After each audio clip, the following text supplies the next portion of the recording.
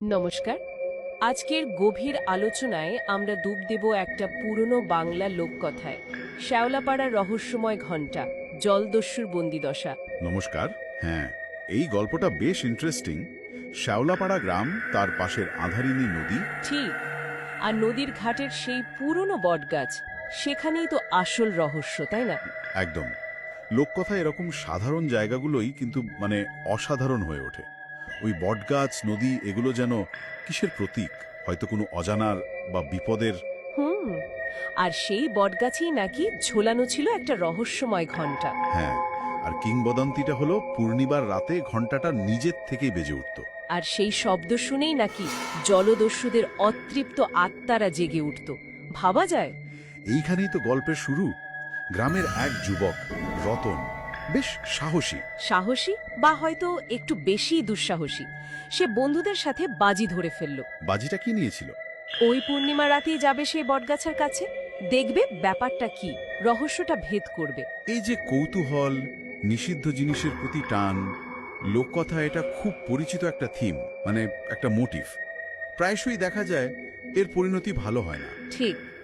তো রতন আর তার বন্ধুরা গেল সেই রাতে, ঘাটে পৌঁছল। পরিবেশটা কেমন ছিল তখন? নিশুতি রাত নিশ্চয়ই। একদম নিঝুম, শুধু ঝিঝির ডাক। হঠাৎ করে একটা দমকা হাওয়া দিল, আর ঘণ্টাটা বেজে উঠল। হ্যাঁ, ঢং ঢং করে। আওয়াজটা শুনেই রতনের বন্ধুরা তো মানে যে যেদিকে পারল দৌড়। স্বাভাবিক প্রতিক্রিয়া, ভয় পেলে মানুষ পালায়। কিন্তু রতন রতন পালায়নি, সে একাই দাঁড়িয়ে রইল। হয়তো সাহস, বা হয়তো ভাগ্য ওকে টেনে নিয়ে যাচ্ছিল। এখানেই গল্পের মোড়। তার এই একা দাঁড়িয়ে থাকাটাই তাকে আলাদা করে দিল। আর তখনই সে দেখল ওই অবিশ্বাস্য দৃশ্যটা। আধারিনী নদীর জল তোলপাড় করে একটা বিশাল পুরনো জলদস্যু জাহাজ ভেসে উঠল। জলদস্যু জাহাজ? আচ্ছা। জাহাজের পাটাতনে এক ভয়ঙ্কর দেখতে সর্দার, চোখ দুটো যেন আগুনের ভাটা। বাপরে, এই যে ডিটেলসগুলো, জ্বলন্ত চোখ, ভুতুরে জাহাজ, এগুলো গল্পে একটা অন্য মাত্রা যোগ করে, ভয়টাকে আরো তীব্র করে তোলে। সর্দার গর্জন করে উঠল, কে আমাদের শান্তি ভাঙলি? রতন কি বলল তখন? নিশ্চয়ই খুব ভয় পেয়ে গিয়েছিল। ভীষণ কাঁপতে কাঁপতে কোনো মতে বলল, সে শুধু কৌতূহল থেকে এসেছে, আর কিচ্ছু না। কিন্তু সর্দার কি তা মানল? লোককথার যুক্তি অনুযায়ী তো মানার কথা নয়। না, সর্দারের উত্তর ছিল ঠান্ডা, ভয়ঙ্কর।